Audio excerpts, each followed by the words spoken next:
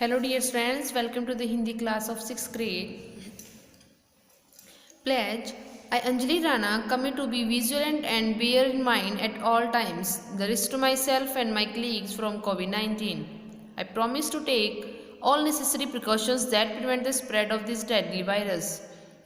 I promise to follow and encourage others to follow the key COVID appropriate behaviors, to always wear a mask, face cover, especially when in public places, to maintain a minimum distance of 6 feet from others, to wash my hand frequently and thoroughly with soap and water.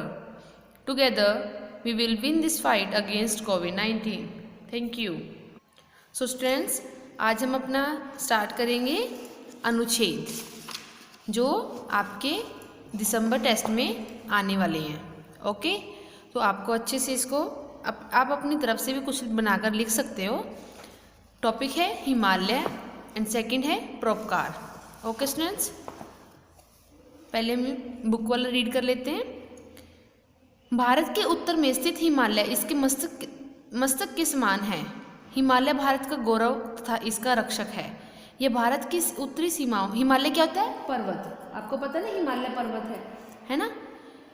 कहाँ पे स्थित है वो? भारत के उत्तर में। यह भारत की उत्तरी सीमाओं की सदियों से रक्षा करता आया है।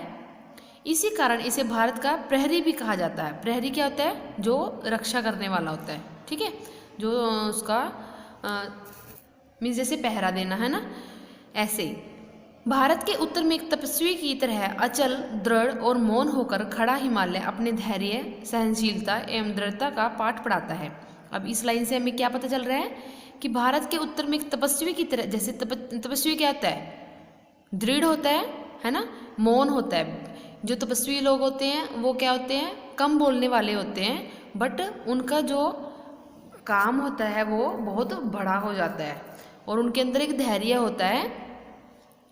वो चुप रहकर भी मीन्स अपना जो सहनशीलता है, उनकी सहन करने की शक्ति है वो बनाकर रखते हैं। वो ज़्यादा ये नहीं है कि तपस्वी लोगों की लड़ने झगड़ने वाले होते हैं, वो सब कुछ सहन करते हैं, ठीक है। ऐसे ही हिमालय के बारे में बताया है। यदि हिमालय न होता तो भारत की शस्य श्यामला धरती मरुभूमि होती तथा यह धरती धन धान्य से भरपूर न होती। कि अगर हिमालय न होता तो क्या होता है कि भारत की जो धरती की रक्षा है वो ना हो पाती और अच्छे से उसमें धन धान्य मीन्स अच्छे से उस पर फसलें वगैरह भी ना उगती। अब ये धन धान्य से भरपूर है धरती, अगर हिमालय ना होता तो ये ऐसे ना होती।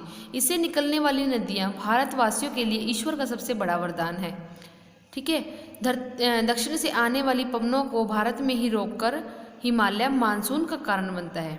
अब जो दक्षिण से हवाएं आती हैं उनको क्या करता है? हिमालय रोक देता है और वापस ही भेज देता है, तो उससे क्या बनता है? मानसून। प्राचीन काल में हिमालय में अनेक ऋषि मुनियों के आश्रम स्थित थे। ये ही आज हमारे तीर्थ स्थल हैं। जो पहले ऋषि मुनियों के आश्रम हुआ करते थे, अब उनको क्या बोलते हैं? तीर्थ स्थल। पृथ्वी का स्वर्ग कश्मीर इसी प्रदेश में स्थित है। अब कश्मीर को क्या बोलते हैं? सबसे अच्छी जगह बोलते हैं पूरे भारत की। स्वर्ग बोलते हैं मीन्स पूरे भारत में सबसे स्वर्ग कहाँ पर है? कश्मीर में। हिमालय की रक्षा में ही भारत की रक्षा है। अब हिमालय ही सब कुछ करता है ना। हिमालय की वजह से ही सारा कुछ हमारी जो भारत है पूरा का पूरा उसकी रक्षा हो रही है, तो हमें हिमालय की भी रक्षा करनी चाहिए। अतः इसकी रक्षा करना हमारा परम कर्तव्य है। हिमालय के कारण ही आज हम अनेक प्रकार से सुरक्षित एवं ऐश्वर्यशाली हैं।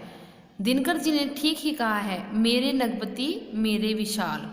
अब यहाँ पर क्या है कि जो हमारा हिमालय है हमें उसकी रक्षा करनी चाहिए, क्योंकि अगर हम हिमालय की रक्षा करेंगे तभी पूरे भारत की रक्षा हो पाएगी।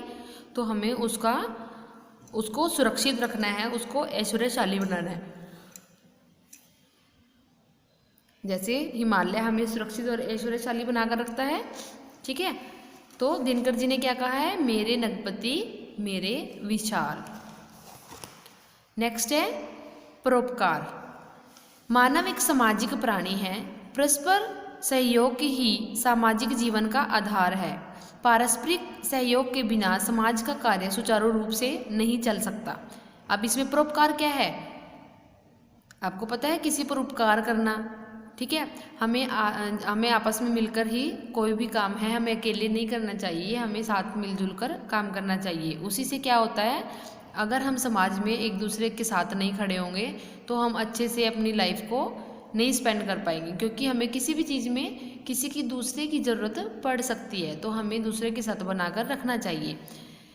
पारस्परिक सहयोग के बिना समाज का कार्य सुचारू रूप से नहीं चल सकता। एक दूसरे के बिना हम कोई भी काम अच्छे से काम नहीं कर सकते ना। कोई बड़ा काम होगा तो हमें किसी और की हेल्प करना बनता है ना, कि हमें किसी और की हेल्प करना चाहिए, या फिर किसी और से हेल्प भी हम ले सकते हैं। अगर हमें कोई काम करना है तो हमें सामाजिक पारस्परिक सहयोग को बनाकर रखना चाहिए। इसलिए प्रत्येक व्यक्ति को चाहिए कि मन, वचन और कर्म से दूसरों के हित के लिए भी प्रयास करें। अब ये नहीं है कि हम ऊपर से हम, जैसे आजकल क्या हो रहा है कि सेल्फिश है ना, सेल्फिश होते जा रहे हैं लोग। अगर किसी को काम है तब दूसरे के साथ बात करना पसंद करते हैं, है ना। अगर हमें किसी की ओर से काम ना हो तो हम उनसे बोलना भी पसंद नहीं करते, हम सोचते हैं कि हमें बड़ा इससे कोई काम है। तो ऐसा नहीं होना चाहिए। हमें अपने मन से, वचन से और कर्म से दूसरों के हित के लिए प्रयास करते रहना चाहिए। प्रकृति का कण कण परोपकार में लगा हुआ है। अब पूरी प्रकृति है, हमारी नेचर है, तो वो परोपकार कर रहा है। वो ऐसा नहीं, जैसे पेड़ पौधे हैं, पेड़ पौधे भी हम पर एक परोपकार ही करते हैं, क्योंकि उनको हमसे कोई भी मतलब नहीं है। अब ये नहीं है कि जैसे हम उसको पानी डाल रहे हैं, हमने उसको बड़ा कर दिया पेड़ को, है ना।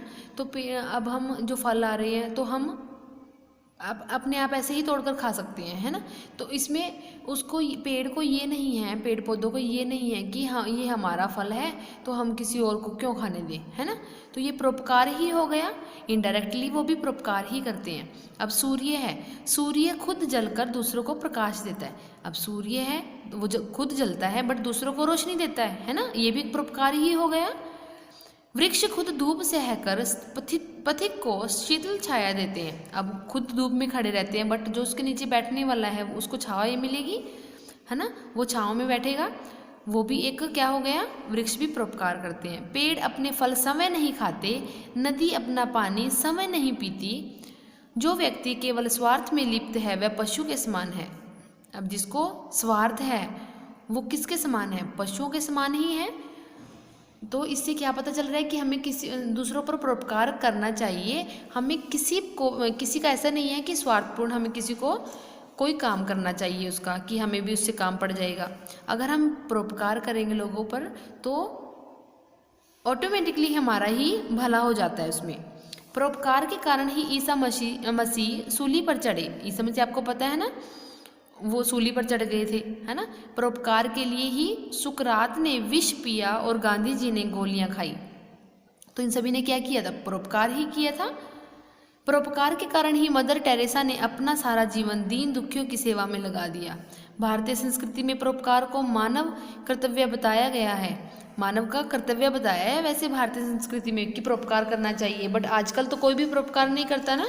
पहले टाइम में बहुत, यहाँ पर आपको एग्जाम्पल्स भी दिए हैं, कितनों ने परोपकार किया था। उन्होंने अपनी ज़िंदगी की बारे में भी नहीं सोचा, अपनी लाइफ के बारे में कुछ नहीं सोचा, दूसरों पर परोपकार करने में भी उन्होंने लाइफ पूरी स्पेंड कर दी थी। हमारी संस्कृति में सबके सुख तथा सबके कल्याण की कामना की जाती है और पूरी पृथ्वी को कुटुंब के रूप में जाना जाता है। सच्चा मनुष्य वही है जो समय के लिए ही न जिए बल्कि अपने जीवन काल में परोपकार भी करे, अतः परोपकारी बनिए। तो ये क्या है कि सच्चा मनुष्य वही है कि वो जो अकेला अपने लिए नहीं जीता, वो दूसरों के भी भले के लिए सोचता है। तो आपको क्या करना चाहिए, दूसरों पर परोपकार करना चाहिए। स्टूडेंट, आप जब भी बड़े हो जाओगे तो आपने सेल्फिश नहीं बनना है, सभी के साथ बनाकर रखना है। सारे फ्रेंड्स एक जैसे होते हैं सब, ठीक है।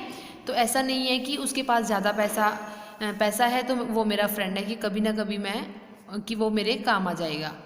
सबको अपना एक जैसा ही समझना चाहिए।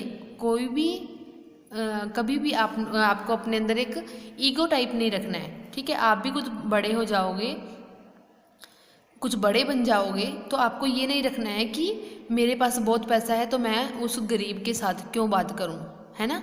क्योंकि अगर आप परोपकार करते रहोगे तो आपको जो गॉड है वो डबल देगा। ओके स्टूडेंट्स, तो आज हमने क्या सीखा है कि मेनली हमने सीखा कि परोपकार करना बहुत अच्छा है अपनी लाइफ में। ओके स्टूडेंट्स, आई होप आपको सभी क्लियर हो गया होगा और आपको थोड़ी सी नॉलेज भी मिली होगी। Thank you and have a nice day.